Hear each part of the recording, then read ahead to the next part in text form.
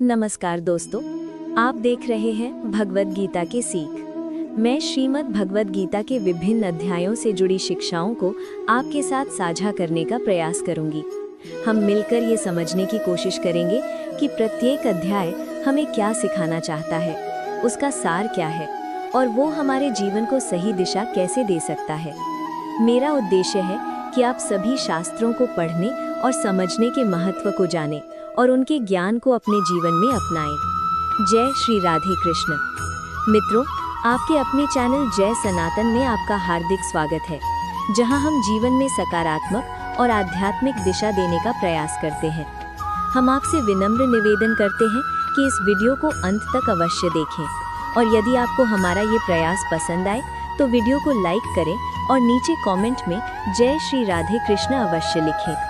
साथ ही हमारे चैनल को सब्सक्राइब करें और बेल आइकन दबाएं ताकि हमारे नए प्रेरणादायक और आध्यात्मिक वीडियो सबसे पहले आप तक पहुंच सके। तो चलिए अब इस ज्ञान की यात्रा को आगे बढ़ाते हैं। श्रीमद् भगवत गीता के पहले अध्याय के 10 महत्वपूर्ण श्लोकों को एक साथ समझेंगे और जानेंगे कि इन श्लोकों में क्या संदेश दिया गया है।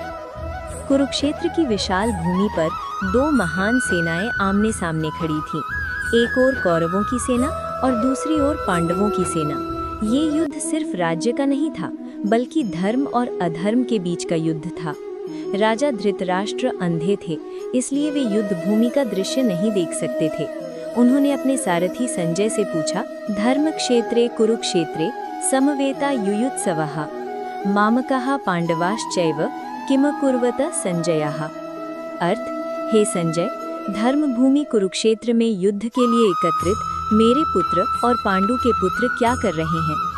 संजय ने युद्ध भूमि का दृश्य बताते हुए कहा, जब दुर्योधन ने पांडवों की विशाल सेना को देखा तो वो तुरंत अपने गुरु द्रोणाचार्य के पास गया और बोला, दृष्ट्वा तु पांडवानिकम व्यूढ़म दुर्योधनस्तदा आचार्यमुपसंगम्य राजा वचनम अब्रवीत। दुर्योधन ने कहा, पश्यैताम पांडुपुत्राणाम आचार्य महतीम चमूम व्यूढ़ाम द्रुपदपुत्रेण तव शिष्येण धीमता।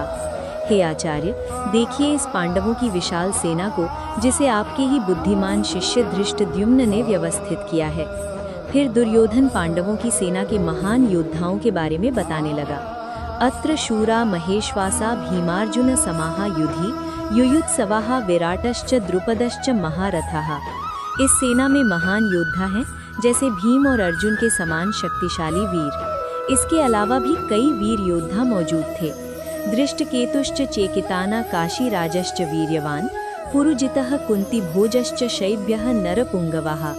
इनमें दृष्टकेतु, चेकितान, काशी के राजा, पुरुजित, कुंतीभोज और शैब्य जैसे महान योद्धा शामिल थे। फिर दुर्योधन आगे कहता है, युधामन्युश्च विक्रांतो उत्तमौजाश्च वीर्यवान सौभद्रः द्रौपदेयाश्च सर्वे एव महारथाः। पांडवों की सेना में अभिमन्यु और द्रौपदी के पुत्र भी हैं, जो सभी महान योद्धा हैं। इसके बाद दुर्योधन अपनी सेना के वीरों का परिचय देने लगा। अस्माकं तु विशिष्टाः ये तान् निबोध द्विजोत्तम नायकाः मम सैन्यस्य संज्ञार्थं तान् ब्रवीमिते। हे आचार्य, अब आप हमारी सेना के प्रमुख योद्धाओं के बारे में भी सुनिए। फिर वो गर्व से कहता है, भवान भीष्मश्च कर्णश्च कृपश्च समितिजयः अश्वत्थामा विकर्णश्च सौमदत्तिस्तथैव च। हमारी सेना में भीष्म, कर्ण, कृपा और अश्वत्थामा जैसे महान योद्धा हैं। दुर्योधन आगे कहता है, अन्ये च बहवः शूरा मदर्थे त्यक्त जीविताः नाना शस्त्र प्रहरणाः सर्वे युद्ध विशारदाः। और भी बहुत से वीर योद्धा हैं, जो मेरे लिए अपने प्राण देने को तैयार हैं और युद्ध में अत्यंत निपुण हैं। अंत में दुर्योधन अपनी सेना का आत्मविश्वास दिखाते हुए कहता है, अपर्याप्तम तदस्माकं बलम भीष्माभिरक्षितम पर्याप्तम त्वदिदमेतेषां बलम भीमाभिरक्षितम। हमारी सेना की रक्षा भीष्म पितामह कर रहे हैं, इसलिए हमारी शक्ति असीम है, और पांडवों की सेना की रक्षा भीम कर रहे हैं। कुरुक्षेत्र की भूमि पर दो महान सेनाएं युद्ध के लिए तैयार थीं, लेकिन ये युद्ध केवल हथियारों का नहीं था, बल्कि धर्म और अधर्म की सबसे बड़ी परीक्षा बनने वाला था।